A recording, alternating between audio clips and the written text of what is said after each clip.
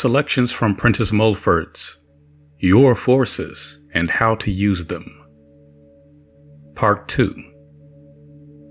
Book 1. Woman's Real Power.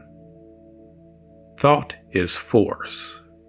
This book deals exclusively with the spiritual relations of the sexes and the use of the two orders of thought, or spirit, which flow between them. There are two grand divisions in the domain of thought, which is really the endless domain of universe. These divisions are the masculine and feminine. The masculine and feminine thought exists and is blended in every possible form of life, be it man, animal, vegetable, or mineral, and also in many forms of life not now realized by our physical senses. The more perfect the blending between these two elements, the more perfected the marriage. The principle of marriage exists in all forms of element. In man and woman is this marriage capable of the highest perfection.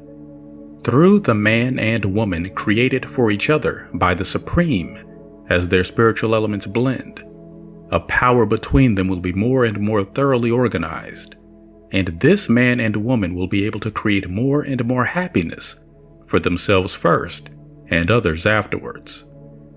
The aim and ultimate realization of marriage is a constantly increasing and expanding happiness through the rounding out and development of the spiritual powers of the man and woman destined for each other by the Supreme.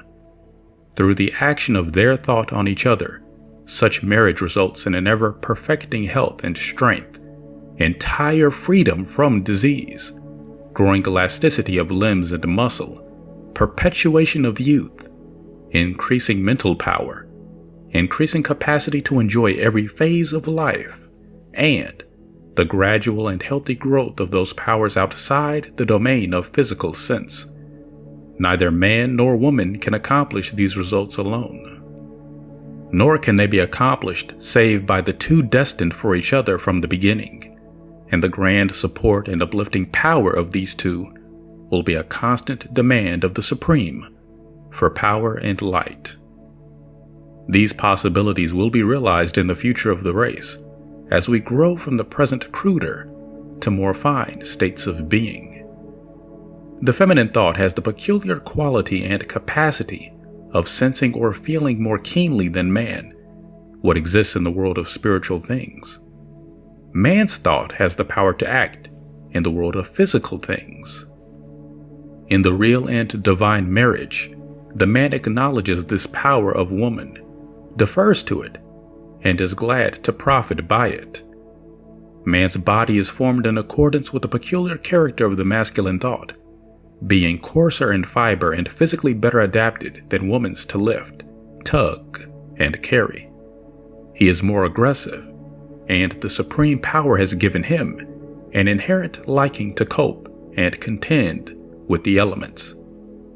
The physical woman is finer in fiber than man because she receives and transmits to man a spiritual power of thought, finer and more powerful than he can receive without her. This feminine force molds her physical body in accordance with its inherent character. The physical world and the unseen or spiritual world are as closely linked together as is the tree and its roots. What we see, hear, and touch in the world of physical things is much the smaller part of the world in which we really live. Everything tangible to our physical sense on this earth had its origin and commencement in the world of spirit. Not one event occurs in the physical world, not even a war, not a discovery or invention, not a single progressive movement that is not first wrought out in that world which to us is unseen and intangible, the world of spirit. The events of the physical world are as the shadows on the curtain, illuminated from behind. The spiritual world represents the real actors behind that curtain. The physical world is analogous to the shadows thrown on that curtain by the people behind it. The feminine thought element has the most power to penetrate this unseen world and sense, rather than see, what is going on there. This peculiar feminine power and quality of thought, as imperfectly known and recognized by our race, goes by the name of intuition. It has been spoken of as the inward teaching or knowledge of events beyond reach of the physical senses, coming from within. But such knowledge comes from without. The feminine thought ranges and reaches out. It traverses distances. Material solidity is no obstacle to it. It senses an event by means and power not capable of explanation. It feels the acts or motive or character of people. It feels a coming good or a coming ill. It brings its apprehension of things for good or ill back to the domain of its physical senses. Its power for reaching out and into the realm of the unseen or spiritual side of life is a power as literal as that by which you lift a heavy weight, and this power of woman's mind is stronger than with man. The masculine thought has similar powers, but lesser in degree. Let us repeat that all things, good or evil, are acted out in the world of spirit before being acted out in the physical world. A man who steals or lies or murders does so in mind long before he commits the physical act. He has it in his heart, to use a common expression. Woman's mind, seeing more far and clear than man's into the spiritual life, sees or rather feels such tendencies in that man very quickly when brought into external contact with him. Her impressions are unfavorable regarding him. These impressions are not based on what we call reason. Do you know anything about that man? Do you have any evidence that he is a bad man? May be asked of her. No, she does not. She simply does not like him. Mentally, he gives her a disagreeable sensation. Man is prone to call this the woman's whim. It is the natural belonging of the feminine mind so to see clearer than man. Exactly as in physical eyesight, one person may see clearly at a much greater distance than another. What we call reason, or common sense, is based entirely on cause and effect, as we think we see cause and result worked out in the physical world. But when we enter the spiritual world, we meet an entirely new system of cause and result underlying the physical, and the feminine thought has more perception in this world than has man's. Women are more inclined to religious devotion than man in all denominations, because their farther sensing thought feels vaguely that great truths and realities do underlie all forms of religion, although their truths are often distorted, perverted, and misrepresented. Women bear trouble with more equanimity than men because of their greater capacity to draw a strength from the supreme power. Man in trouble is more prone to make a woman his confidant and unload his burden on her. It is this same spiritual power which makes her the best nurse in sickness. In the infinite mind, the masculine and feminine element is equally blended. The supreme power is not all masculine or all feminine.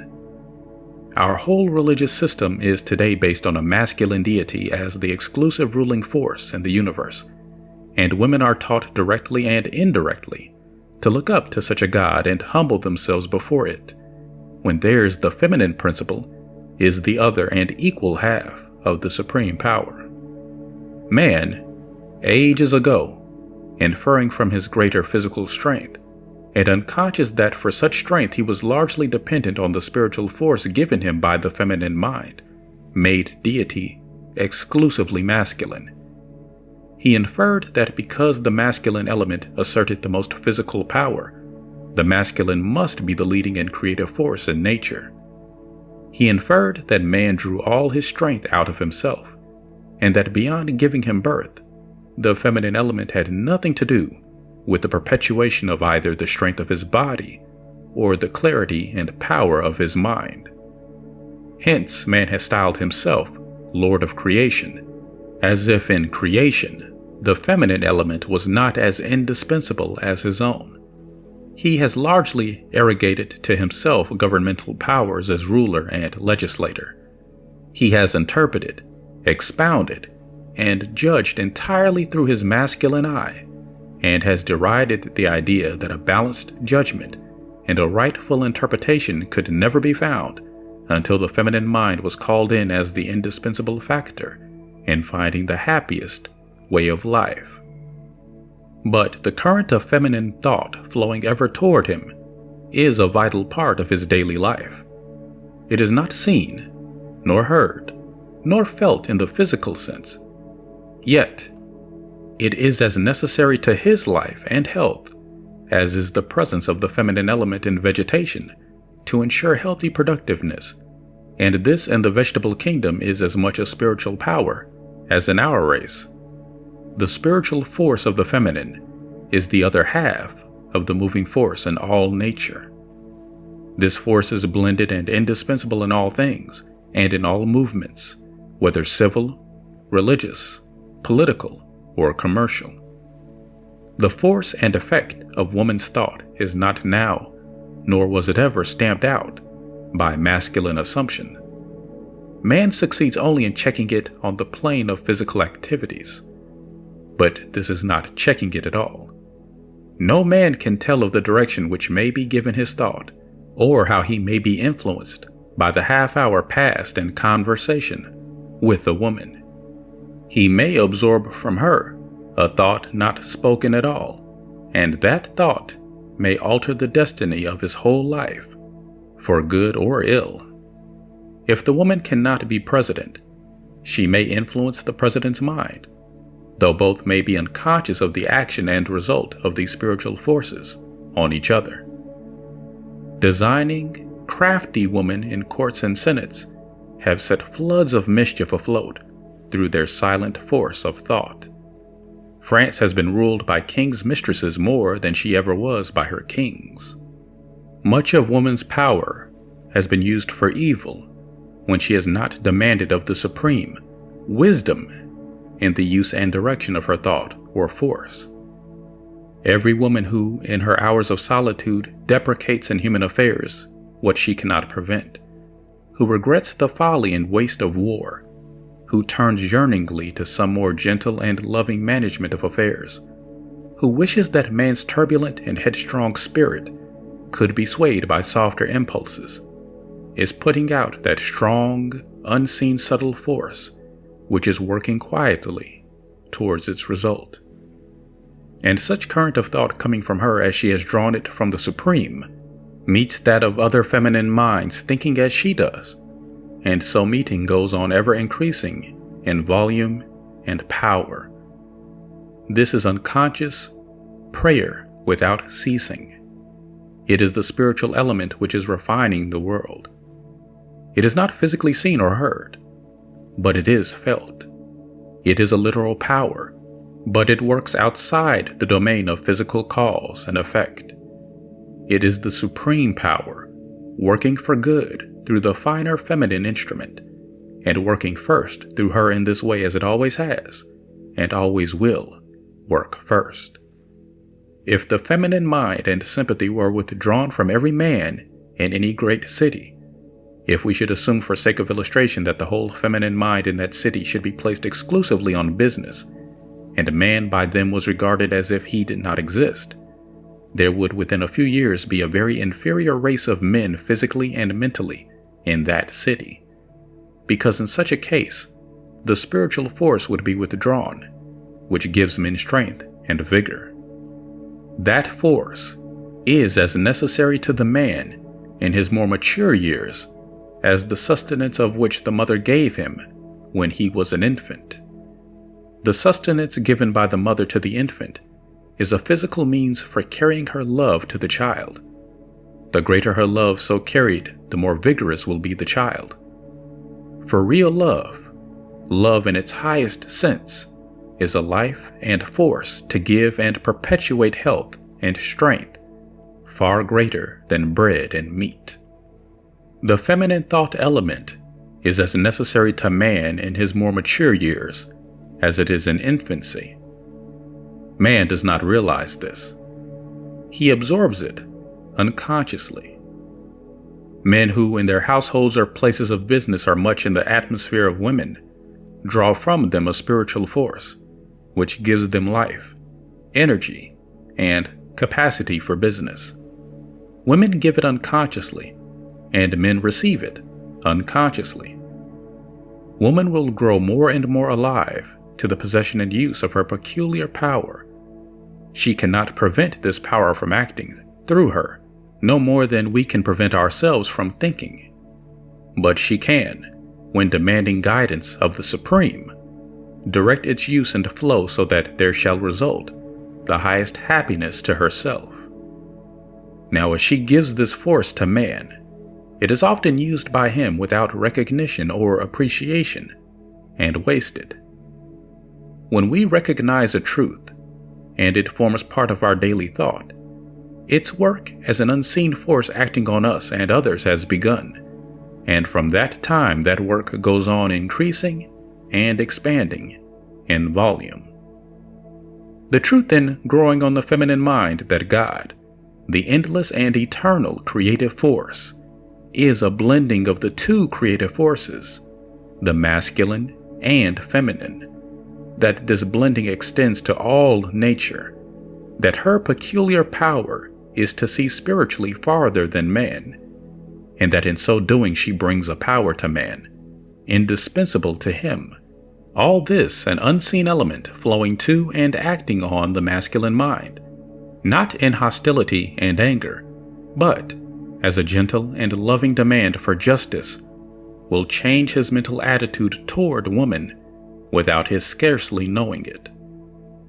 When a few women realize that feminine love and sympathy keeps men literally alive, gives them health and strength, furnishes them with impetus, energy, and plan for business, they will have set in motion a noiseless force which will change the whole masculine life. It will make men see that woman is a real partner in the business and pleasure of life, and not a partner to be used when convenience requires and ignored at other times.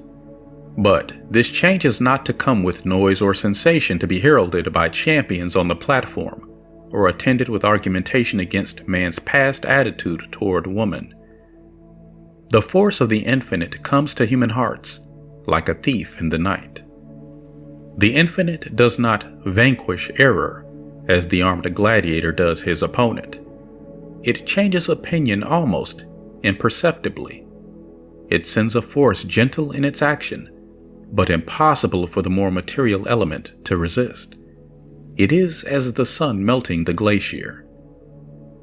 Would the chemist refuse to use some element hitherto rejected and despised, when he found that its use in blending with other material produced, we will say, a metal more perfect in temper, elasticity and strength, more brilliant in color, and better adapted for 1,000 uses than any before known? No more will the masculine mind refuse the help and strength to mind and body, which it will receive when it recognizes the feminine force of woman's peculiar spiritual power as indispensable to the coming, greater, broader, and happier life. It is not here to be inferred or assumed that the impressions or spiritual far-seeing of every woman are of a high order, or to be taken by man as his guide to the highest success. Unless a woman demands wisdom of the supreme power, she will receive thought and impression from a lower source, and, going astray, will lead man with her, as she does now, in a staggering number of cases. But as the feminine mind, or other half of the masculine, has the greater power to sense the things of the spirit, so it follows that when that mind is placed on the Supreme, it draws knowledge and power from the Supreme more readily than man's. And when man sees this, as in time he will be very glad to receive from her what the infinite has given her, a peculiar power to get. There is for him no more inferiority involved in his dependence on her for this spiritual strength than is the band inferior to the eye. Both have their uses. Both are glad of the aid each can render to the other. Neither can usurp the other's function. In the endeavor to state this truth, man is not condemned nor censored for his ignorance of a law, no more than is the child who comes to school to learn reading and writing, blamed for not knowing the alphabet first. The wisest angel is as ignorant today as the unlettered child of things to be known in the future. Revelation never stops. This feminine foresight, as it comes more and more into play, will bring into the world balanced wisdom. Balanced wisdom comes of harmony between things material and things spiritual. The masculine mind represents the physical world, the feminine mind, the spiritual. This feminine spiritual force is the balance to man's material aggressiveness, which still holds such sway. In all efforts today, the tendency in man is to draw too heavily on his forces. In science, in politics, in business, in art, he works until he drops from exhaustion.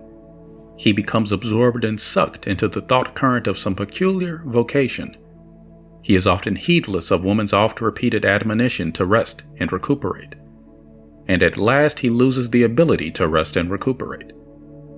The physical end is then not far off.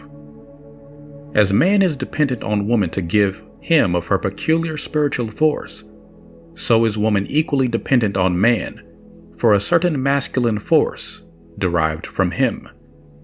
Woman cannot exist without sending this force to man. Her love and sympathy demand something of the other element on which they may be placed. If her mind is not centered on an individual, it will be on a masculine ideal. As woman has a superior power in one direction, man has in another. In the more perfect blending of the masculine and feminine minds, there is no such thing as one having the entire control, leadership, or government of the other. It is a combination of woman's spiritual farsightedness and man's strength for working out the result of her superior vision. The peculiar power of one sex is as necessary to the other, as in the telegraph the wire is necessary as a conductor of electricity. Without the wire, no intelligence could be conveyed. Without the electric fluid, the wire for that purpose would be of no avail. Spiritually, the sexes are in a similar relation. Woman draws a force or spirit from the higher domain of thought. Man, as the wire, can best carry and use it on the more material planes of existence.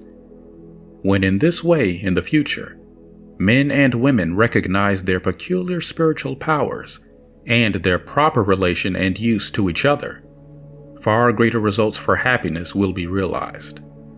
Today, the tendency is still very strong for the masculine element to assert an entire independence of the feminine in all governmental and controlling movements. Women's peculiar judgment and intuition is still held in contempt, although that contempt is gradually diminishing.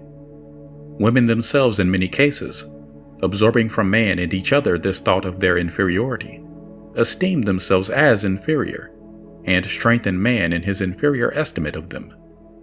Whoever believes themselves inferior will for a time be inferior.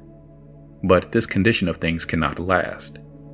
It cannot last because the idea is founded in error. Every woman, even if she be silly and trifling, carries in her spirit the divine germ of her superior intuition or power of seeing truth in the supreme mind sooner than man. Her present vision may be imperfect and distorted. Her present judgment in any direction may be of no value, but the germ is there. It may be but the faintest spark from the supreme mind. It cannot be extinguished, nor can it lessen. It may be covered and buried under the ashes of lower and material thoughts, but the sacred fire and qualities of truth is in duration eternal and is ever attracting more of the divine fire to itself. It will shine more and more brightly. It burns away and purges itself of the dross, which temporarily covers it.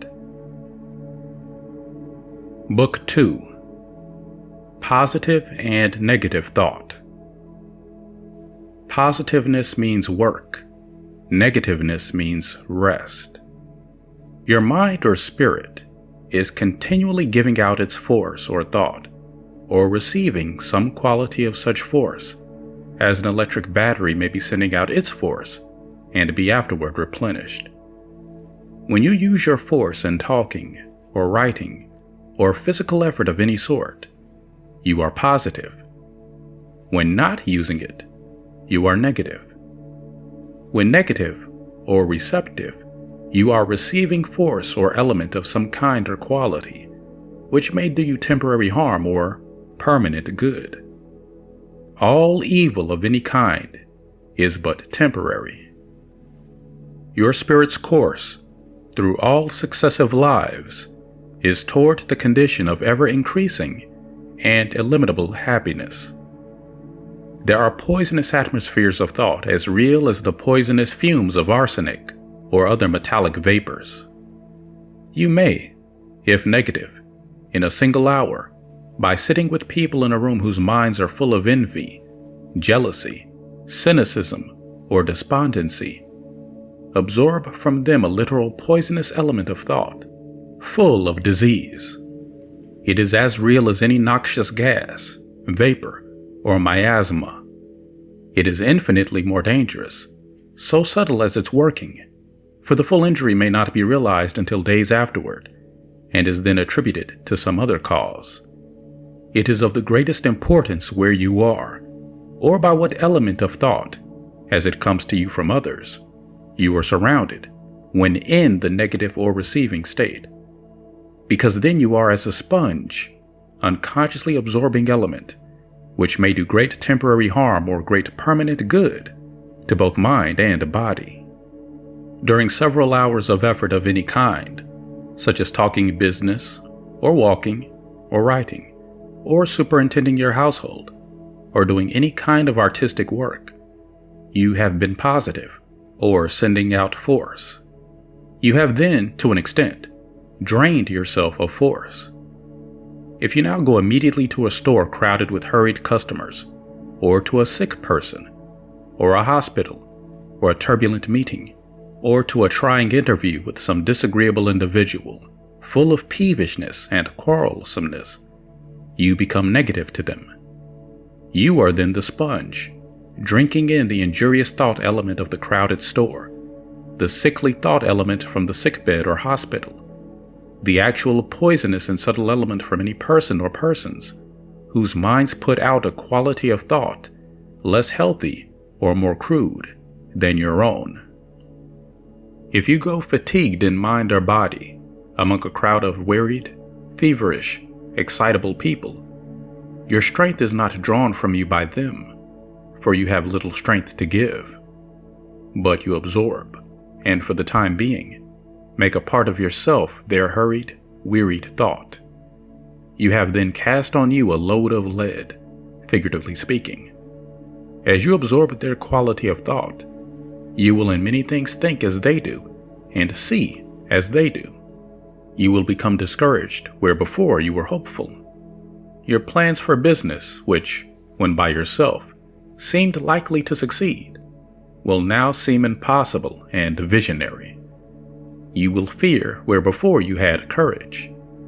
You will possibly become undecided, and in the recklessness of indecision buy what you do not really need, or do something, or say something, or take some hasty step in business you would not have done had you been by yourself, thinking your own thoughts, and not the clouded thoughts of the crowd around you. You will possibly return home fatigued and sick in mind and body. Through these causes, the person you may meet an hour later, or the condition of mind that you are in when you meet that person, may cause success or failure in your most important undertakings. For from such people you may absorb a thought which may cause you to alter your plans either for success or failure.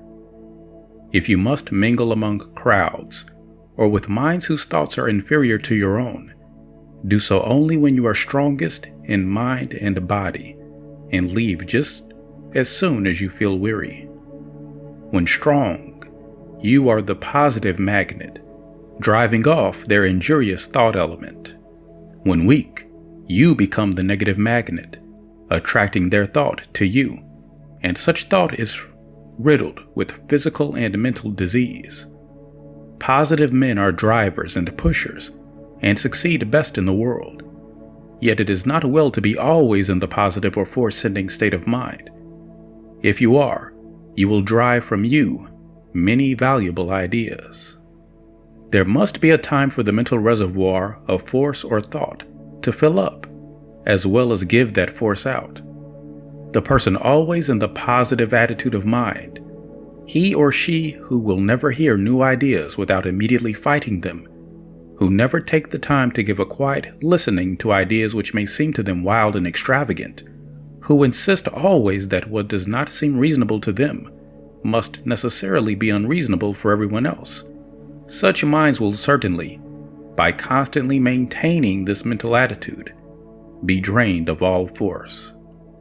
On the other hand, the person always negative or always in the receiving state, he or she who never know their own minds for 2 hours at a time, who are swayed unconsciously by everyone with whom they talk, who allow themselves when they go with a plan or a purpose to be discouraged by a sneer or single word of opposition, are as the reservoir, ever filling up with mud and trash until it at last stops the pipe from distributing water.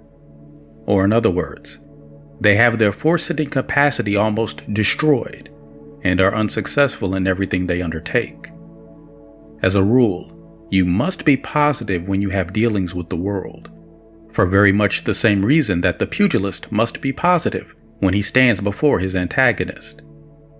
You must be negative when you retire from the ring, from active participation in business. You will only tire yourself out by constantly standing up before opponents, even in thought, in any sort of contest. Why did the Christ of Judea so often withdraw from the multitude? Because, after working in some way his immense power of concentrated thought, either in healing or talking, or giving some proofs of his command over the physical elements, at which times he was positive, or giving out of his force, he, feeling the negative state coming upon him, left the crowd so that he should not absorb their lower thought. Had he done so, his force would have been all expended in carrying such thought. By carrying it is meant his getting in sympathy with it, feeling it and thinking it, just as you may have done when a person, full of trouble, comes to you and spends an hour telling those troubles to you and literally pouring their load of troubled thought into you.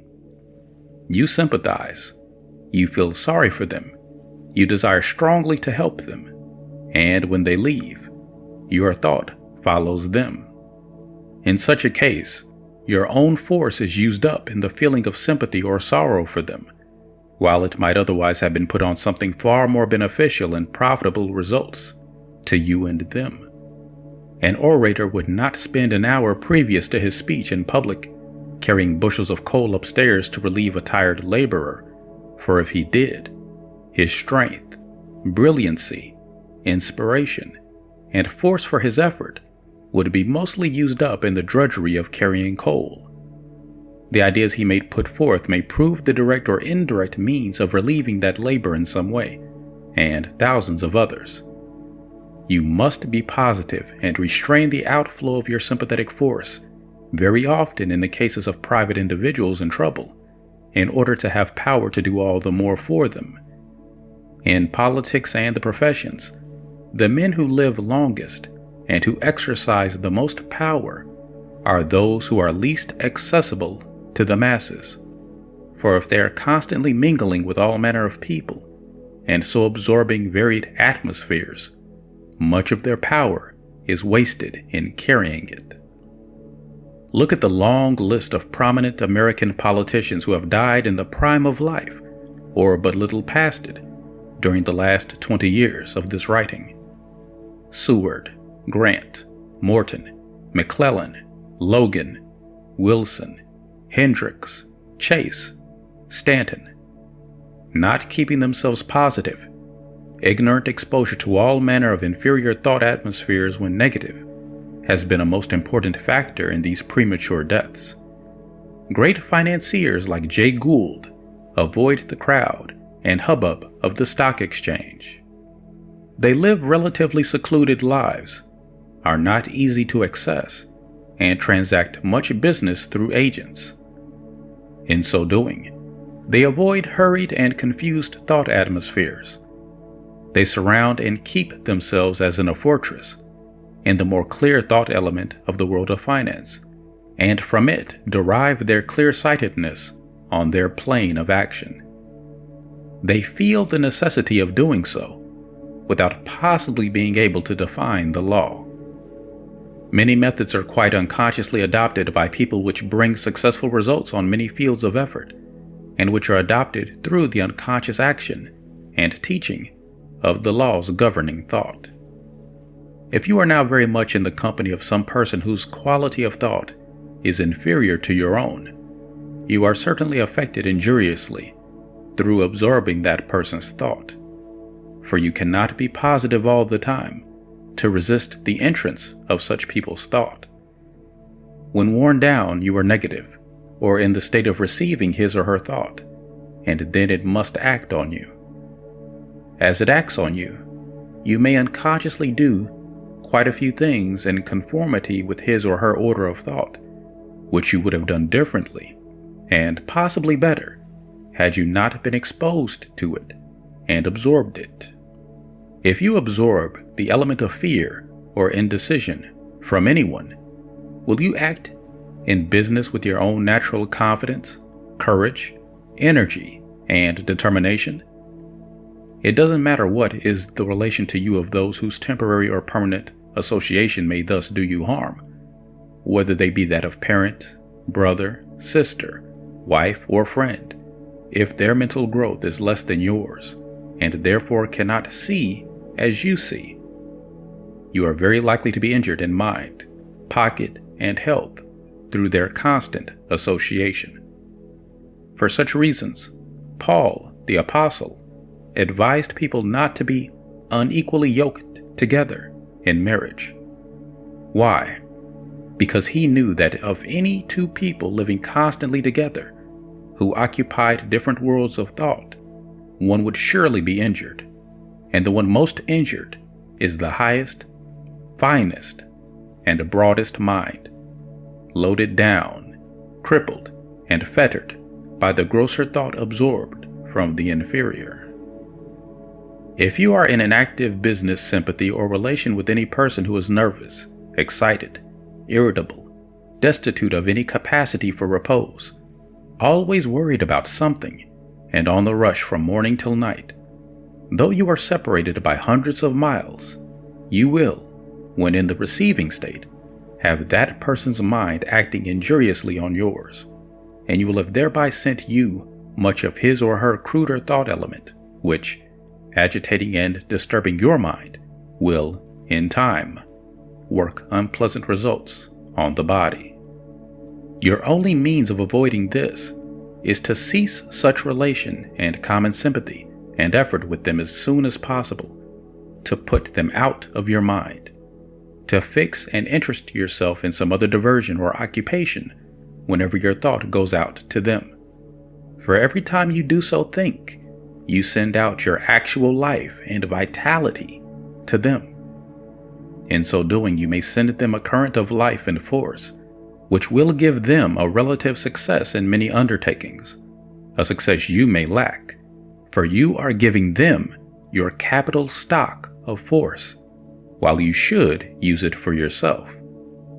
The cruder mind can only appropriate a part of this.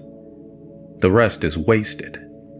They may be kept alive by it and prosper, and in return send you only element which brings on you disease, lack of energy, and barrenness of idea. Proper association is one of the greatest of agencies for realizing success, health, and happiness. Association here means something far beyond the physical nearness of bodies. You are literally closest to the person or people you think of most, though they may be 10,000 miles apart.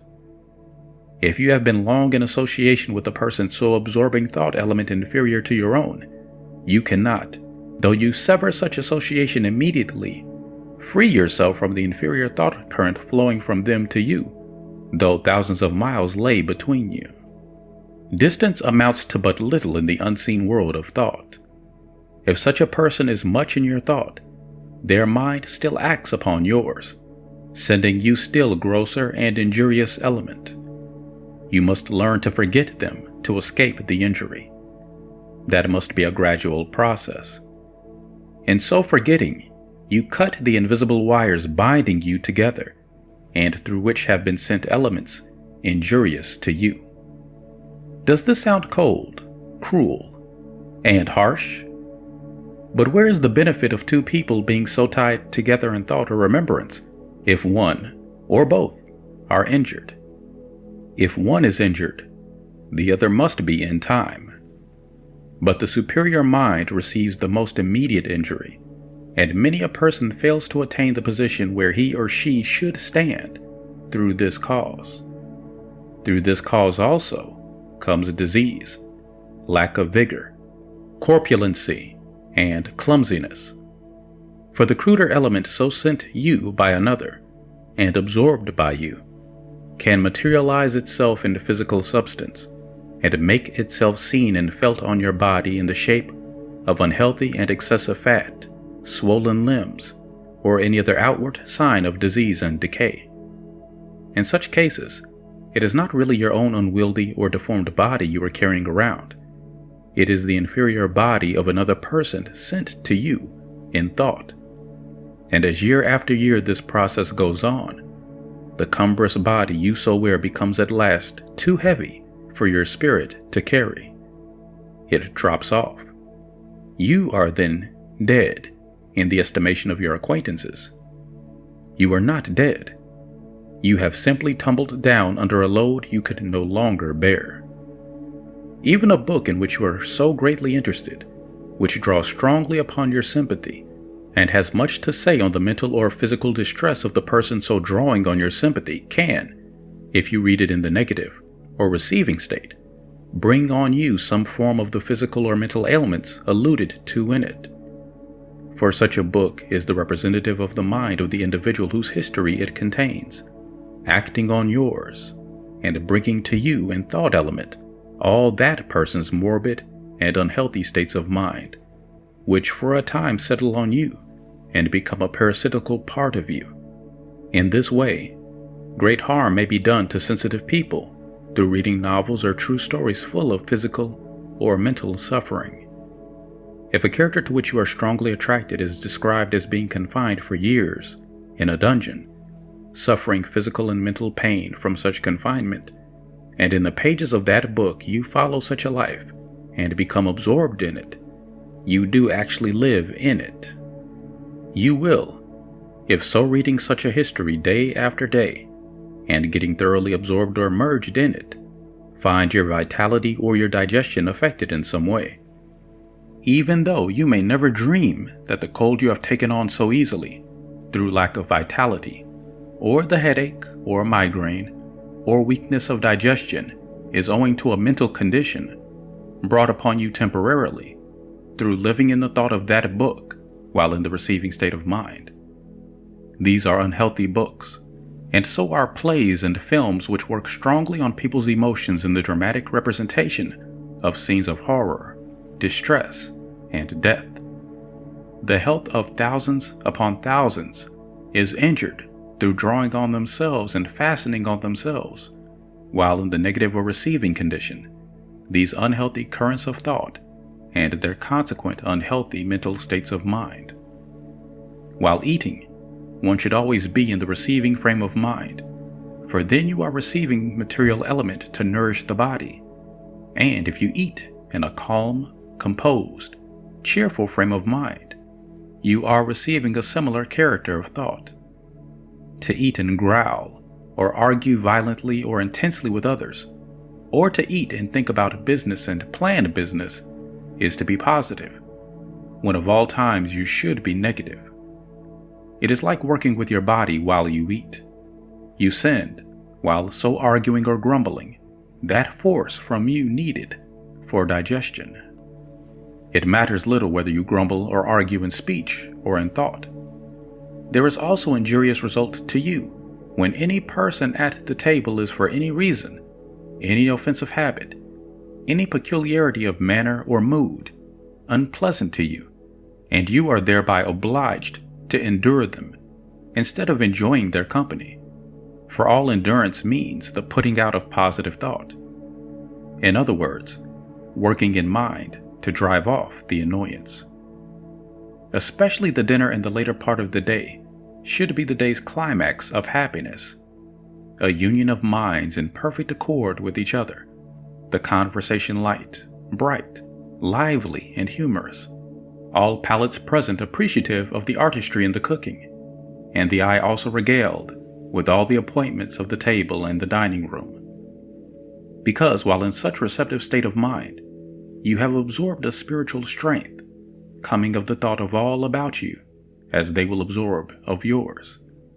But if you eat in a social dungeon, in the barrack of a restaurant, where only material food is given, in an unhappy family, full of petty jealousies and complainings, in a boarding house manger, you may exhaust yourself in resisting or enduring annoyances, thereby lessening power of digestion and assimilation of your food, and you absorb, also, more or less of the discontent or moodiness of those around you, and so carry away a load worse than useless, a load the real cause of an imperfect digestion and consequent physical weakness and mental unrest or irritability. When you are much alone, you attract and are surrounded by a quality and current of thought coming from minds similar to your own. It is for that reason that in moments of solitude, your thought may be more clear and agreeable than when in the company of others. You then live in another and finer world of idea. You may deem these ideas but as idle thoughts. You may not dare to mention them before others. But you long for company. You take such as you can get, or you have it forced upon you.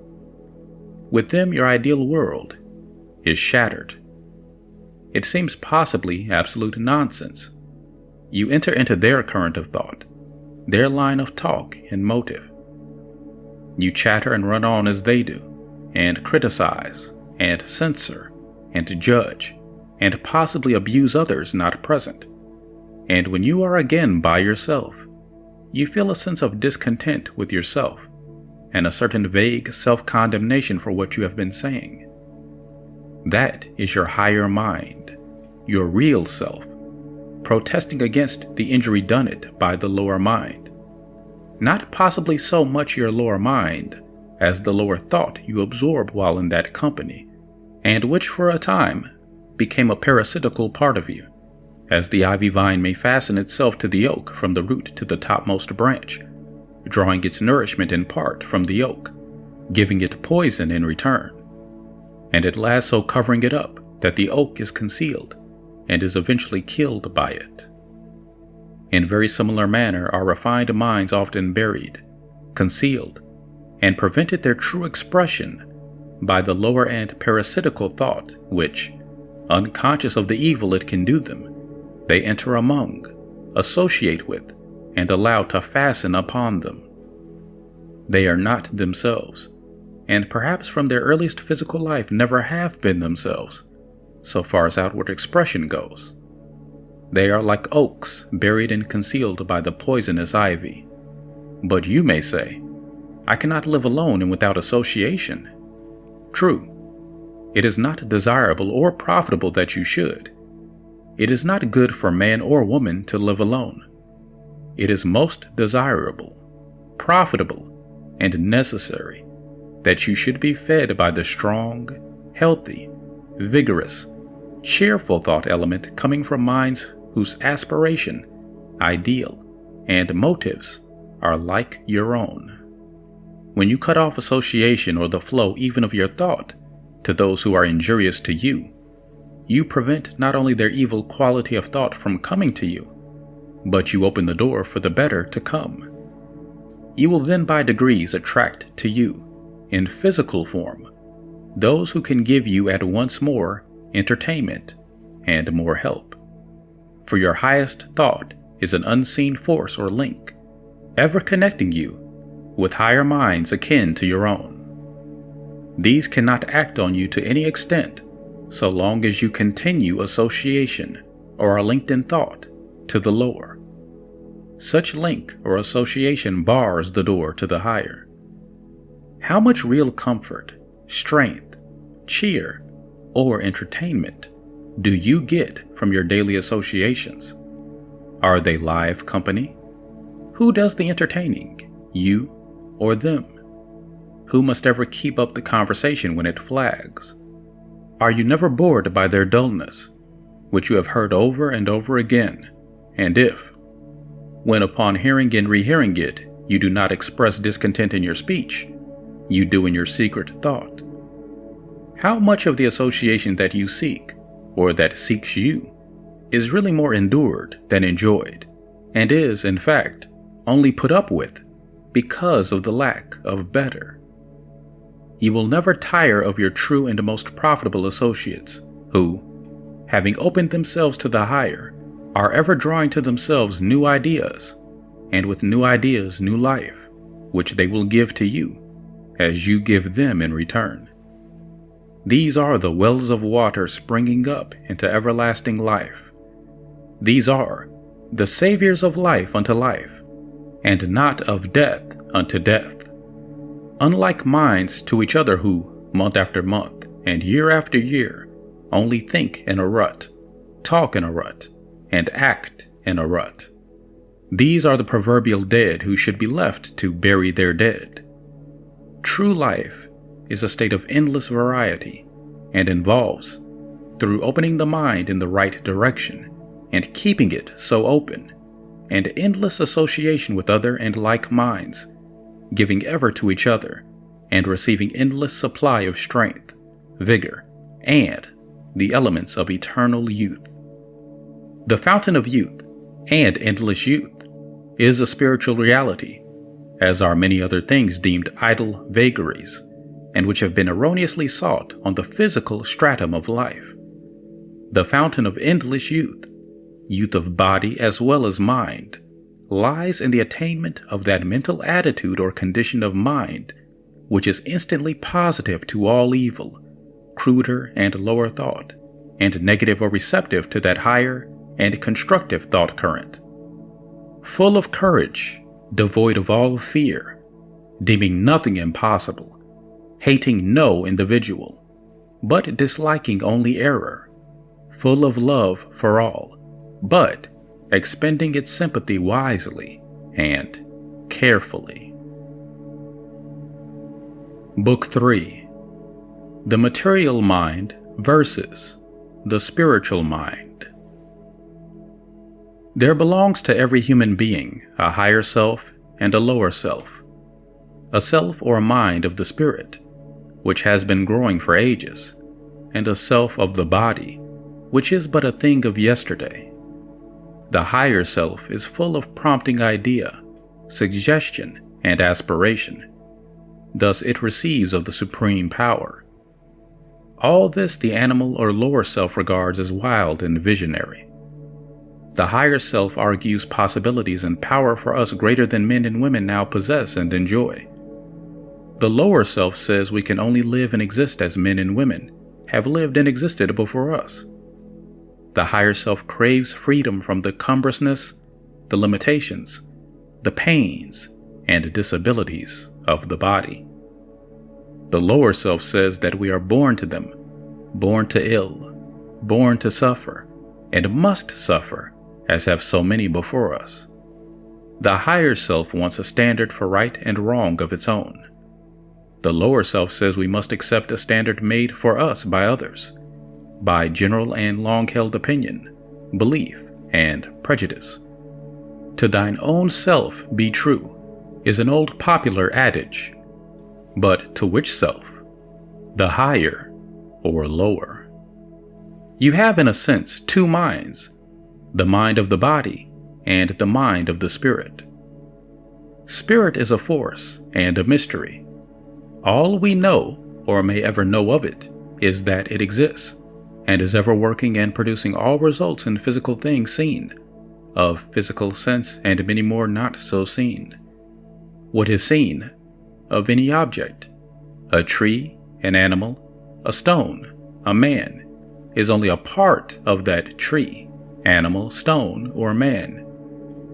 There is a force which for a time binds such objects together in the form you see them. That force is always acting on them to greater or lesser degree. It builds up the flower to its fullest maturity. Its cessation to act on the flower or tree causes what we call decay. It is constantly changing the shape of all forms of what are called organized matter.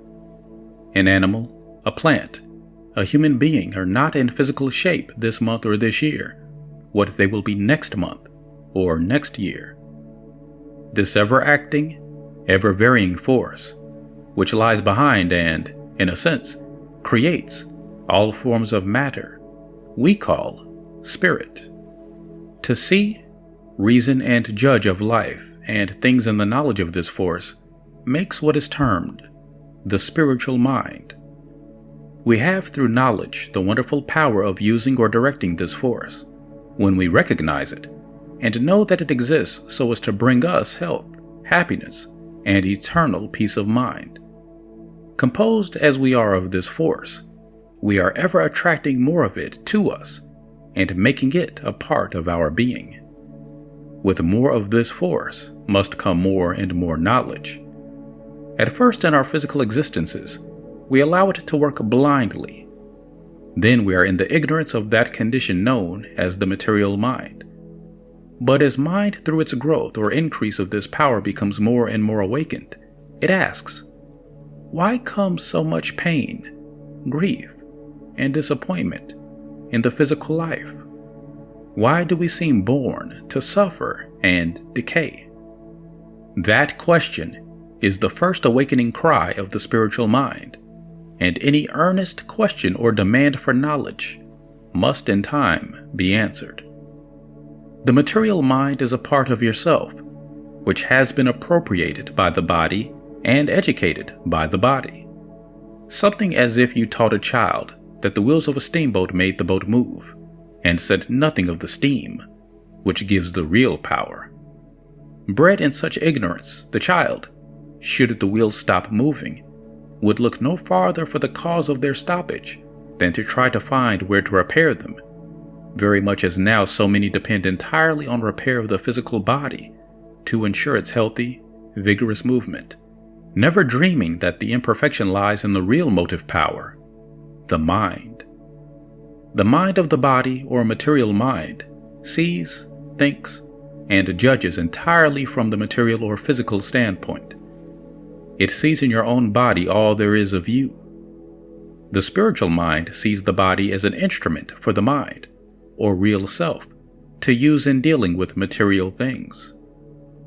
The material mind sees in the death of the body an end of all there is of you. The spiritual mind sees in the death of the body only the falling off from the spirit of a worn-out instrument. It knows that you exist, as before, only invisible to the physical eye. The material mind sees your physical strength as coming entirely from your muscles and sinews, and not from a source without your body. It sees in such persuasive power, as you may have with tongue or pen, the only force you possess for dealing with people to accomplish results. The spiritual mind will know in time that your thought influences people for or against your interests, though their bodies are thousands of miles distant. The material mind does not regard its thought as an actual element as real as air or water. The spiritual mind knows that every one of its 1,000 daily secret thoughts are real things, acting on the minds of the people they are sent to. The spiritual mind knows that matter, or the material, is only an expression of spirit or force, that such matter is ever changing in accordance with the spirit that makes or externalizes itself in the form we call matter, and therefore, if the thought of health, strength, and recuperation is constantly held too in the mind, such thought of health, strength, and rejuvenation will express itself in the body, making maturity never ceasing, vigor never ending, and the keenness of every physical sense ever increasing. The material mind thinks matter, or what is known by our physical senses, to be the largest part of what exists. The spiritual mind regards matter as the coarser or cruder expression of spirit, and the smallest part of what really exists. The material mind is made sad at the contemplation of decay. The spiritual mind attaches little importance to decay, knowing in such decay that spirit, or the moving force in all things, is simply taking the dead body or the rotting tree to pieces, and that it will build them up again as before temporarily into some other new physical form of life and beauty. The mind of the body thinks that its physical senses of seeing, hearing, and feeling constitute all the senses you possess. The higher mind, or mind of the spirit, knows that it possesses other senses akin to those of physical sight and hearing, but more powerful and far-reaching. The mind of the body has been variously termed the material mind, the mortal mind, and the carnal mind. All these refer to the same mind, or in other words, to that part of your real self which has been educated in error by the body. If you had been born and bred entirely among people who believed that the earth was a flat surface and did not revolve around the sun, you would in the earlier years of your physical growth believe as they did. Exactly in this manner do you in your earlier years absorb the thought and belief of those closest to you, who think that the body is all there is of them, and judge of everything by its physical interpretation to them. This makes your material mind. The material mind seeing what seems to it, death, dissolution, and decay in all human organizations, and ignorant of the fact that the real self or intelligence has in such seeming death only cast off a worn-out envelope, thinks that decay and death is the ultimate of all humanity. For such reasons it cannot avoid a gloom or sadness coming out of such error, which now pervades so much of human life at present. One result or reaction from such gloom, born of hopelessness, is a reckless spirit for getting every possible gratification and pleasure, regardless of right and justice so long as the present body lasts. This is a great mistake. All pleasure so gained cannot be lasting. It brings besides 100-fold more misery and disappointment. The spiritual mind teaches that pleasure is the great aim of existence, but it points out ways and means for gaining lasting happiness other than those coming of the teaching of the material mind. The spiritual mind, or mind opened to higher and newer forces of life, teaches that there is a law regulating the exercise of every physical sense. When we learn and follow this law, our gratifications and possessions do not prove to be sources of greater pain than happiness, as they do to so many today. By the spiritual mind is meant a more clear mental sight of things and forces existing both in us and the universe, and of which the race for the most part has been in total ignorance. We have now but a glimpse of these forces, those of some being relatively a little closer and clear than those of others. But enough has been shown to convince a few that the real and existing causes for humanity's sickness, sorrow, and disappointment have not in the past been seen at all. In other words, the race has been like children, fancying that the miller inside was turning the arms of the windmill because some person had told them.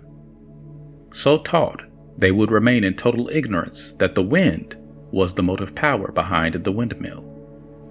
This illustration is not at all an overdrawn picture of the existing ignorance which rejects the idea that thought is an element all around us, as plentiful as air, and that as blindly directed by individuals and masses of individuals in the domain of material mind or ignorance, it is turning the windmill's arms, sometimes in one direction, sometimes in another, sometimes with good, and sometimes with evil results.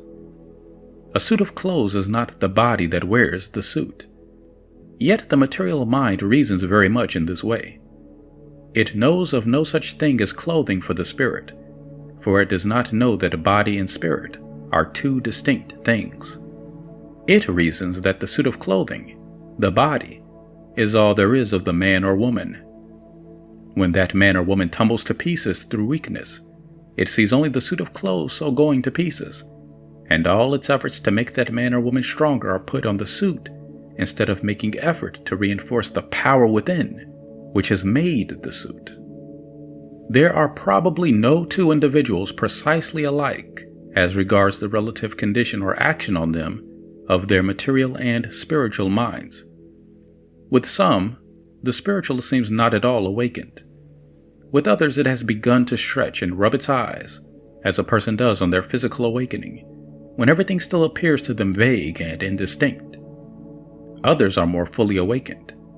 They feel to greater or lesser extent that there are forces belonging to them before unthought of.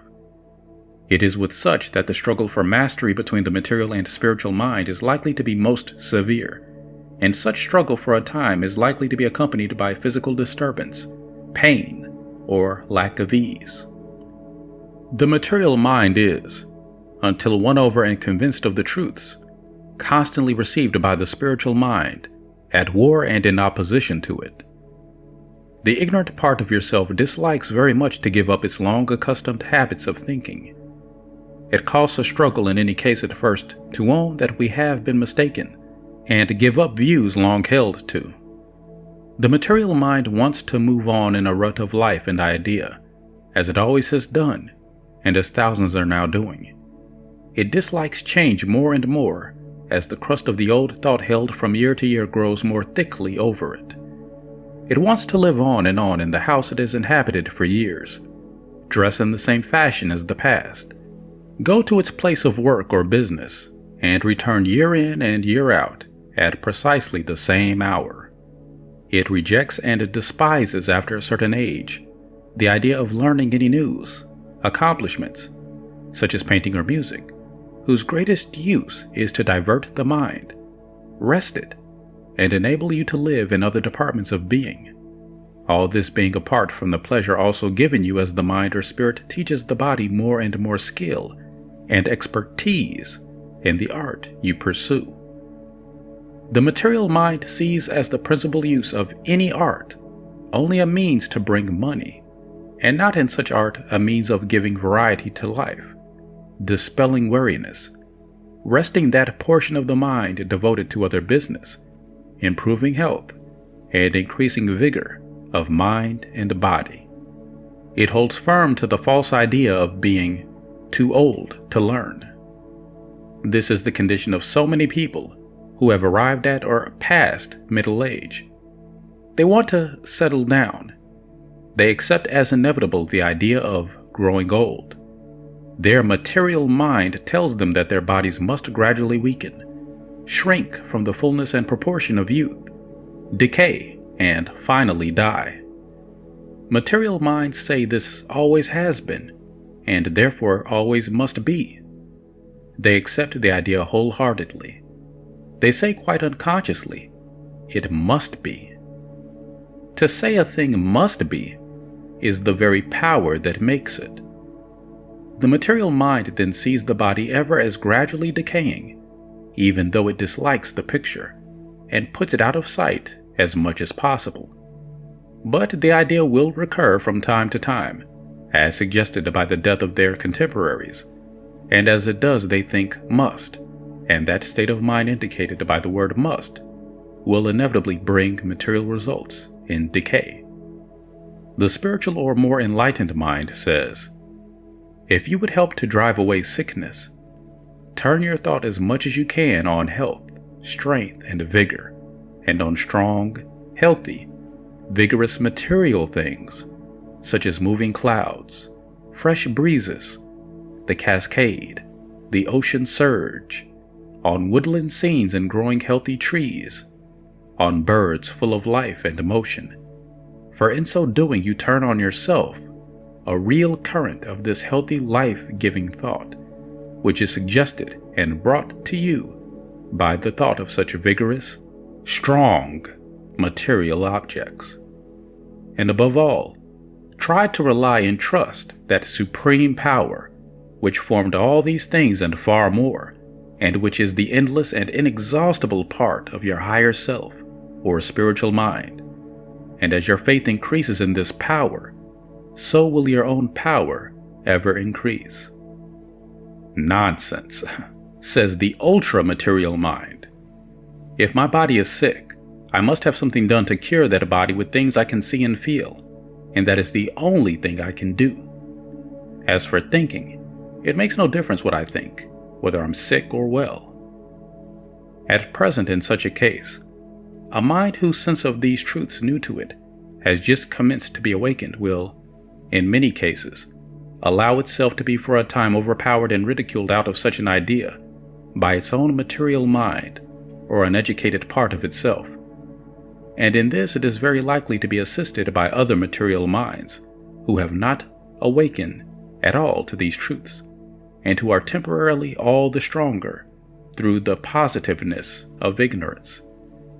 These are as people who cannot see as far ahead as one may with a telescope, and who may be perfectly honest in their disbelief regarding what the person with the telescope does see. Though such people do not speak a word or argue against the belief of the partly awakened mind, still their thought acts on such a mind as a bar or blind to these glimpses of the truth. But when the spiritual mind has once commenced to awaken, nothing can stop its further waking, though the material may for a time slow it down. Your real self may not at times be where your body is, says the spiritual mind. It is where your mind is, in the store, the office, the workshop, or with some person to whom you are strongly attached, and all of these may be in towns or cities far from the one your body resides in. Your real self moves with inconceivable rapidity as your thought moves. Nonsense, says your material mind. I myself am wherever my body is, and nowhere else. Many a thought or idea that you reject as visionary, or as a whim or fancy, comes out of the prompting of your spiritual mind. It is your material mind that rejects it. No such idea comes but that there is a truth within it, but that truth we may not be able to carry out to a relative perfection immediately. 200 years ago, some mind may have seen the use of steam as a motive power, but that motive power could not then have been carried out as it is today. A certain previous growth was necessary, a growth and improvement in the manufacture of iron, in the construction of roads, and in the needs of the people. But the idea was a truth.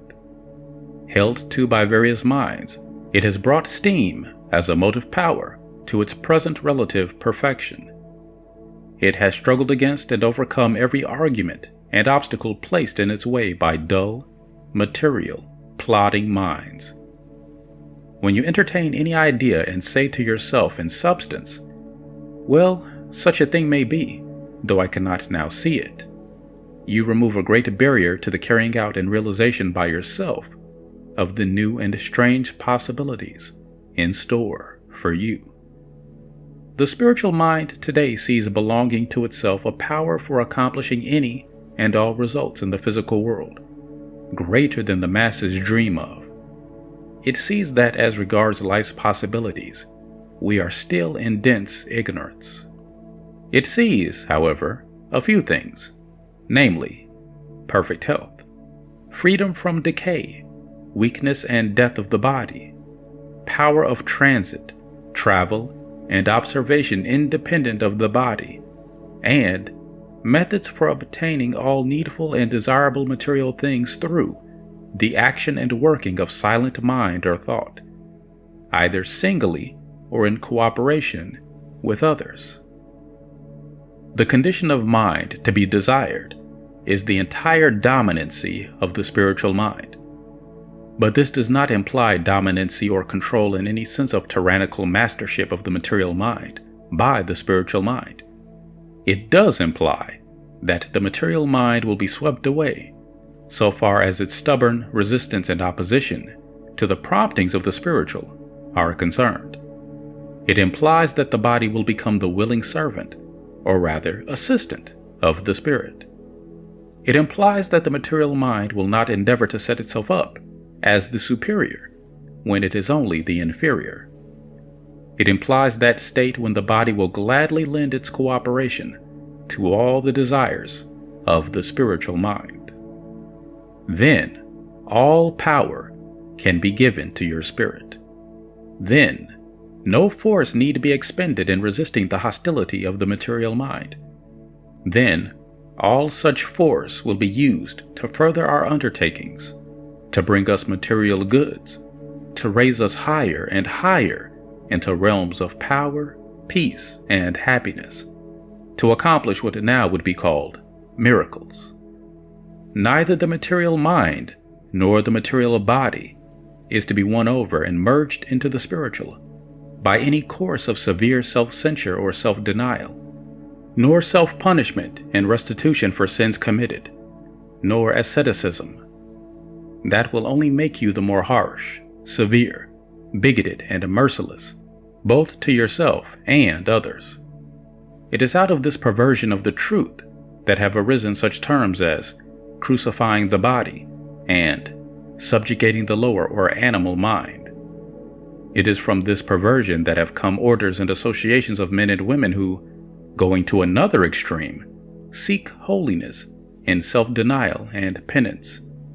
Holiness implies wholeness, or whole action of the spirit on the body, or perfect control by your spirit over a body, through knowledge and faith in our capacity to draw ever more and more from the supreme power.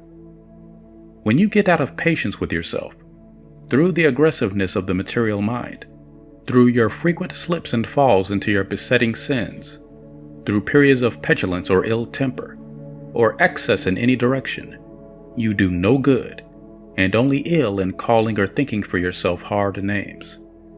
You should not call yourself a vile sinner any more than you would call any other person a vile sinner. If you do, you put out in thought the vile sinner and make it temporarily a reality. If in your mental vision you teach yourself that you are utterly depraved and a vile sinner, you are unconsciously making that your ideal, and you will unconsciously grow up to it until the pain and evil coming of such unhealthy growth either makes you turn back or destroys your body. For out of this state of mind, which in the past has been much inculcated, comes harshness, bigotry, lack of charity for others, hard, stern, and gloomy and unhealthy views of life, and these mental conditions will surely bring physical disease. When the material mind is put away, or, in other words, when we become convinced of the existence of these spiritual forces, both in ourselves and outside of others, and when we learn to use them rightly, for we are now and always have been using them in some way, then to recite the words of Paul, faith is swallowed up in victory, and the sting and fear of death is removed. Life then becomes one glorious advance forward from the pleasure of today to the greater pleasure of tomorrow, and the phrase to live means only to enjoy. Book 4. Spells, or the Law of Change. A condition of mind can be brought on you resulting to you in good or ill, sickness or health, or poverty or wealth, by the action, conscious or unconscious, of other minds around you, and also through the thought suggested you by objects or scenes around you. This is the secret of what in former times was called the spell.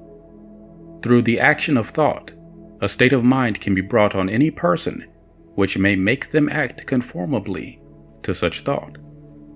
The spell is a matter of everyday occurrence in some form or another. To remain for an hour in sight of grand scenery casts on the mind a spell of pleasurable thought. To remain for an hour in a vault surrounded by coffins and skeletons would, through the associations connected with such objects, cast on you a spell of gloom. To live for days and weeks in a family, all of whose members hated you or were prejudiced against you, would most likely cast on you a spell of depression and unpleasant sensation. To live in a family whose members were always sending you warm and friendly thought would place a spell of pleasurable sensation. If when sick, you are obliged to remain for days and possibly weeks in the same room, your mind will become weary of seeing continually the same objects in it. Not only is the mind wearied at sight of these objects, but the sight of each one, from day to day, will suggest the same train of thoughts, which also soon become wearisome. Mind wearisome from this or any other cause has a natural drift towards despondency. Matters present and future then assume their darkest aspect, and the darkest side of every possibility comes uppermost.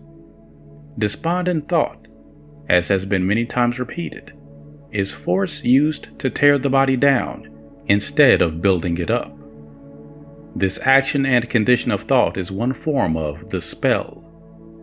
This is quickest broken by a change to another place and another room.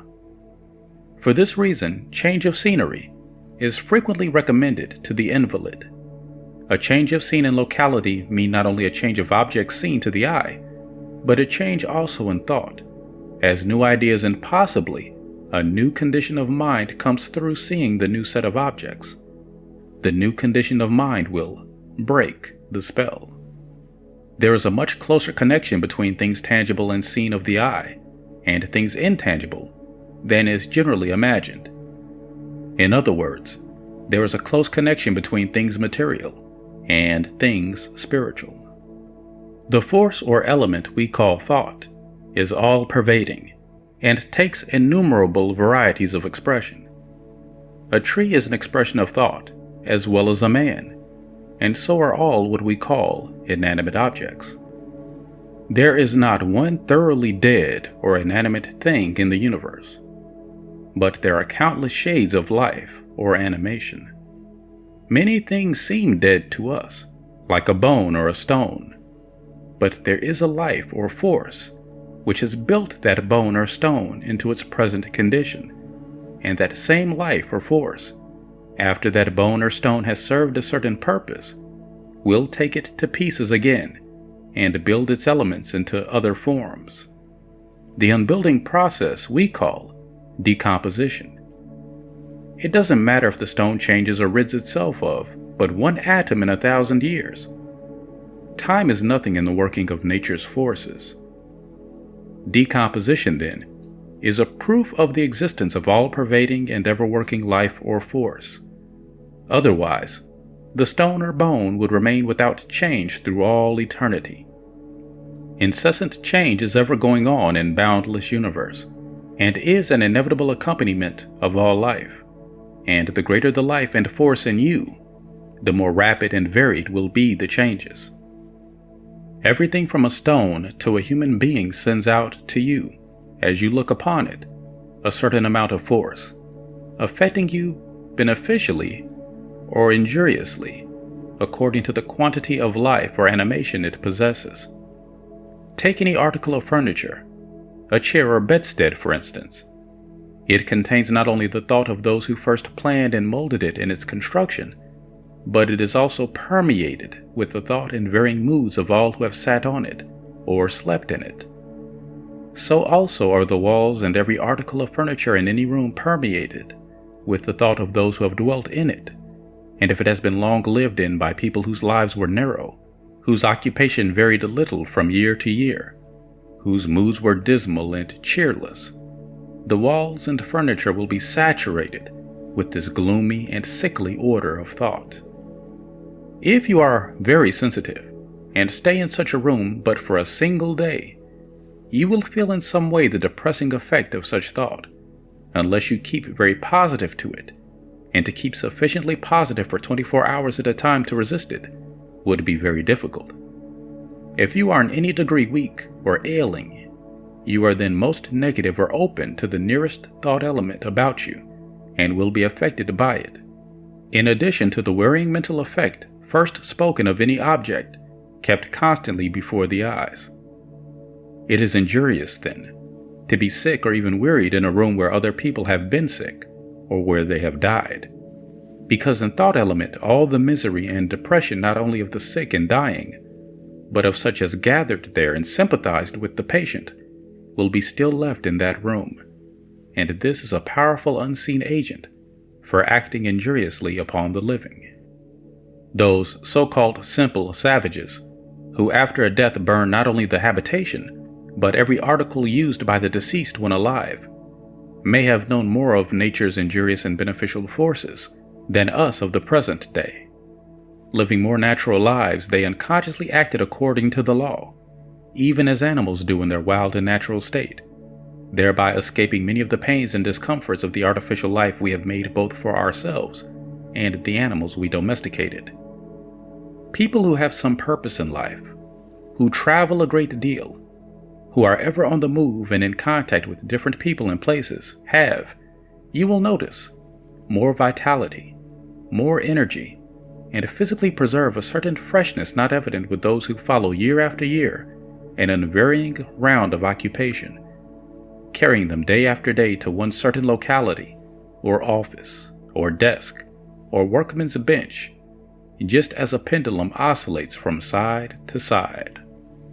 These last look older at 40 than the active, changing person does at 60, because their unvarying lives, the daily presence and sight of the same objects at their dwellings or places of business, contact with the same individual or individuals at meals and in leisure moments, and interchange of about the same thoughts year in and year out, weave around them an invisible web composed of strands or filaments of the same unvarying thought, and this web literally strengthens from year to year exactly as strand after strand of wire, laid together, forms at last the massive bridge-supporting cable.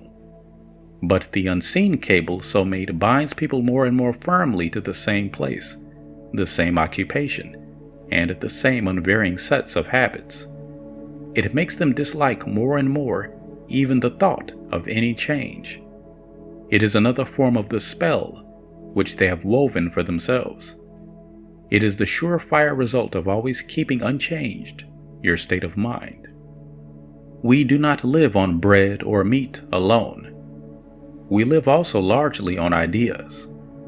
The person ever planning and moving new enterprises, the person who throws his force into beneficial public movements, and who from either of these causes is led into a varied and ever-changing contact with individuals, receives and puts out a far greater variety of thought than the man who lives continually in a nutshell. There is a time and use for retirement and solitude. There is a time and use for contact with the world. It is desirable to establish the golden mean between the two. The person whose range of life and movement is narrow, who is doing nearly the same thing and seeing nearly the same things and people from year to year, has a tendency to feed mostly on the same old set of thoughts and ideas. Out of himself he generates the same order of old, stale idea and expression. Start him in a certain train of idea or association and he tells you time after time the same old story, forgetting how many times he has told it to you before. He has about the same forms of expression for every occurrence and every hour of the day. He regards the world and things generally as worn out. Lacking in life and variety of thought himself, he regards everything else as lacking in life and variety. For life is to us exactly as we see it through the spectacles we so often unconsciously make to look at it. If our mental spectacles through living unaware in violation of the law are blurred, cracked, discolored, and dim, the whole world will to us seem blurred, discolored, and dull in hue. Such a person ages, as we see it, very rapidly. Because his physical body is as much an expression of his daily and prevailing order of thought as the apple is an expression or part of the apple tree. Feeding and living in the same set of ideas continually is analogous to feeding continually on a most limited variety of food. Both bring on disease. In some of the English prisons, what are called oatmeal sores afflict the prisoners through being fed so much on that one article of food. But the average mental condition shows itself on the body far more rapidly than any result from material diet. It is feeding on the same stale set of ideas, aided by living continually amid the same physical surroundings, and with the same individuals who are likewise subsisting mentally on the same stale mental diet that whitens the hair, stoops the shoulders, wrinkles the face, and causes shrinkage of tissues and bodily inertia and weakness. Our land is full of people who at 45, through this cause, look older than others of 65. It is full also of young men and women in the physical sense who, through their poverty of idea and lack of real life, will be old, worn, and haggard within 20 years. They are in substance as much old fogies, grannies, and grandpappies now as those they ridicule as such. They are traveling in the same narrow rut of idea. Slang phrases and worn-out chaff borrowed from others constitute 4/5 of their talk and probably 5/6 of their thought. To this class also belong those deemed of a higher order intellectually, or of more culture, but whose thought after all is very largely a repetition of what they have heard or read, who look up to and idolize some human authority, living or dead, and who have really very few ideas of their own, not possibly because new ideas occasionally do not suggest themselves to them, but who have not the courage to secretly entertain and familiarize themselves with such ideas. They smother them. They succeed at last in killing them and putting out the little light endeavoring to shine on them. When you destroy or so kill out of yourself the capacity for truthful idea to act upon you, you are killing also by degrees your body. You are cutting off the only source of new life for the body. Of this order of minds, the only claim to youth lies in that physical freshness belonging to the earlier growth and life of the body, which, owing to their mental condition, will fade in 20 years as surely as the absence of sunshine and water will soon wither the young and growing plant. Such are now unconsciously weaving for themselves the web and spell of age and decay. A constant renewal of physical life lies only in a never-ceasing change of mental conditions. New ideas beget newer and fresher views of life. There are millions upon millions of truthful, new ideas to come to us, so that we keep the mind in the proper state to receive them. We have not to plod and study hard to receive them. There is no hard study in the kingdom of God, or the kingdom of infinite good. If in the line of communication with that kingdom we will ever receive new thought, as the plant receives the sunshine and air, and like the plant just as much as suffices to give us life for the day and the hour. Every mind is now, or is to be at some period of its existence, not possibly in this present physical existence, a fountain for the reception of such new idea. But such new thought cannot come from books or from the minds of others. These may for a time serve to start you on the road, or as temporary props or helpers. But if you depend altogether on books or people for new thought, you are living on borrowed life. You, in so doing, keep your own mind closed to the inflowing of the element which its own individual needs call for, and which is for it alone, and no other mind. You must draw your own sustenance from the infinite reservoir of truthful thought. Until you do, you are not a well of water springing up into everlasting life, nor have you reached the initial point of that real and perfected existence which feels at home anywhere in the universe and can draw its self-sustaining life at any place in the universe.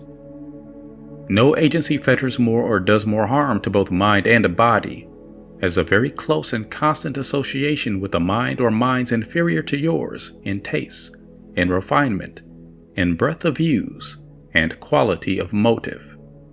Such order of mind ever near you, and with which you are much in sympathy, will infuse into yours more or less of its grosser desire or taste. It will blind you more or less to higher and healthier views and modes of life. You will, unconscious to yourself, live and act out much of that mind's life. You will be peevish or cynical or mean in your dealings, when it is not the real you that is so thinking or acting, but the constant flow to you and reception by you of the grosser force or element of that mind, which you thus act out. You become, then, literally a part of the other and inferior mind. This will surely affect the body, which in its material substance becomes a material expression of that lower mind grafted on yours. Unless you undo this mental tie, the inferior graft may outgrow the original tree. You will become physically inert, lifeless, and be affected with some form of disease, because you are then giving that inferior graft your own thought or force. It can appropriate but a small part of that force, but from what it can, it draws its own stinted life. You are then giving of your gold and getting base metal in return. You are then giving of your life and getting a slow and living death in return.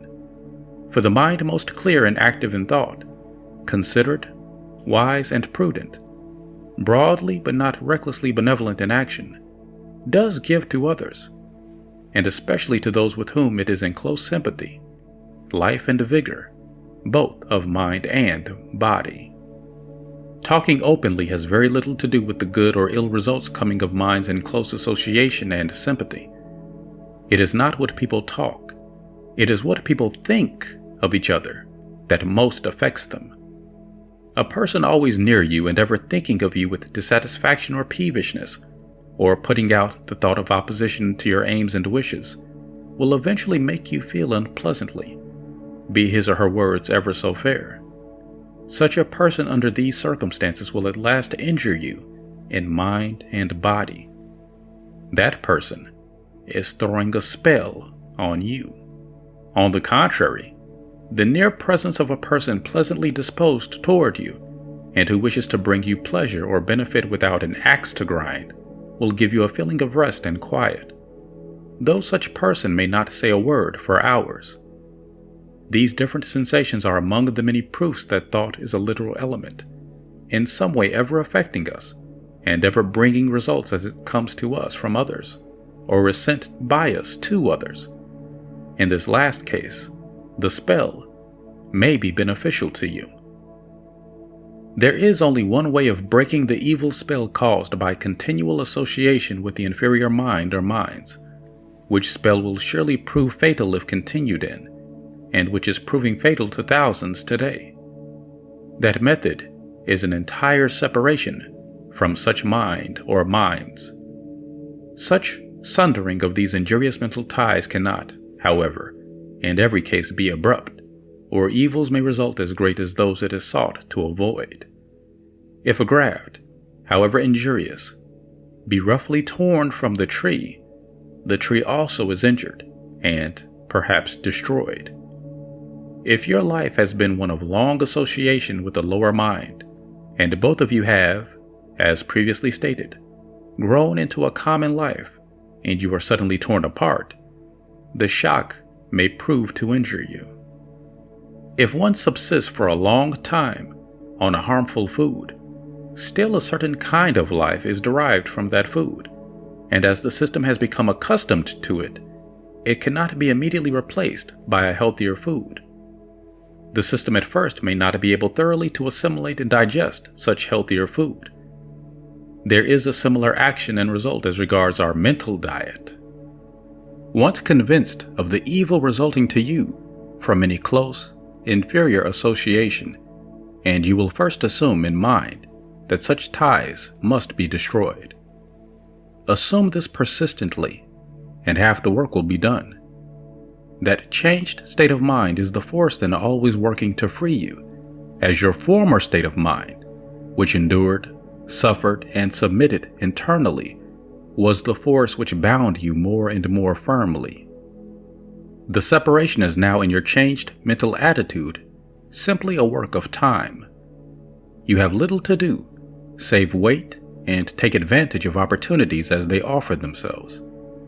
You have, in fact, committed yourself to another current of thought, and the forces coming of your changed mental condition and interior resolve are the spiritual correspondence of a great river to whose current you have committed yourself, and which is slowly bearing you away from your former enslaved condition.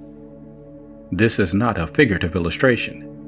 Change permanently a state of mind in which you have been for years. Change unwilling submission into a hidden resolve no longer to submit. Change endurance of near associations into a permanent and hidden resolve that you will separate from such associations. Change that enforced content called resignation to circumstances as, for instance, resignation to the presence of inferior, squalid, and unpleasant material surroundings into that positive internal mental attitude which in plain language says, I won't put up with this any longer. My body may be obliged to submit, endure, and suffer from these things temporarily, as it has done in the past, but in mind, I will neither endure nor be resigned as I have been. And you have placed yourself in the action of another power, which will gradually bear you away from the old source of ill. It is not so much what we do as what we think that brings results. By the force put out of what you permanently think, are you carried as on a current to those results. You need do but very little until you see that the time and opportunity has come for doing. It would be poor judgment for a man floating on a log down the Mississippi River to keep on splashing the water and thereby using up his strength for the sake of doing something. He had better remain quiet and take the chances of being picked up by a passing boat or steamer, or wait until he sees an opportunity of catching on to some near projecting headland. Then such strength as he may have been able to reserve may be used to some purpose. When you are in the right current of thought, you need in similar manner to reserve your strength until you meet the opportunity that current will bring you, as many projects are hampered through unwise and excessive action as by too little. If you don't know what to do, wait. When you wait till your hurry is over, you may see what really needs to be done. Above all things, in any emergency or experience such as is suggested here, demand daily and hourly, in silent thought, the aid of a higher wisdom and divine power. There must come response to such demand. I do not assume to lay down a certain unbending rule to govern every individual life. Every individual life, when it places itself in the line of communication with its higher wisdom, through a persistent mental attitude, asking silently for such wisdom, will make its own methods for riddance of the ills from which it desires to free itself, and such methods belong to it individually, and cannot safely be copied and used by anyone else. The spirit of infinite good does not reveal itself alike to any two people. One of the most crippling mistakes of our time is to copy or imitate other people's methods in everything, or to become blindly obedient to a book or the mind that wrote a book. Your mind, ever asking for wisdom and truth, is a power beyond any book, and is now or is to be the reservoir into which ideas will flow different from those contained in any book. The power which generates and suggests new ideas is ever coming into the world. The book does not advance after it is written, but the mind which put ideas in that book may be ever going ahead and finding new meanings and broader interpretations for what it wrote years before. If you wish to find out regarding the latest developments in chemistry or any material science, You do not have recourse to the books written 100 years ago about such matters. You get the latest works on these subjects, and if possible, you will go farther and get access to those now making such sciences their special studies, knowing that they may know something regarding them never yet written. So even now in your own kingdom of mind, there may be ideas and truths beyond any ever written, which you reject as mere imaginings, or dare not assert either by word or act for fear of ridicule or opposition. A book, like Paul, may plant new ideas in your mind. An individual like Apollos may water such idea, but the awakened God in yourself, the God in you, can only give the increase. Complete isolation from their kind and loneliness is one terrible fear besetting some who live in associations which are really not congenial to them, but from which they dare not separate for fear of that loneliness. Try not to fear this. Permanent solitude is not in the order of nature for anyone. Minds alike in thought were made to mingle and give each other pleasure. It is often the clinging to that order of association which, after all, only wearies you, and which may oblige you often to play an enforced part to meet such association, that forms the barrier keeping you from your real companions. So long as, in mind, you accept the lower association, so long are you keeping the better away and sending it farther and farther away from you. As soon as you reject the lower in mind, so soon do you set in motion the force to bring the better to you. These are your forces and how to use them. Use them well.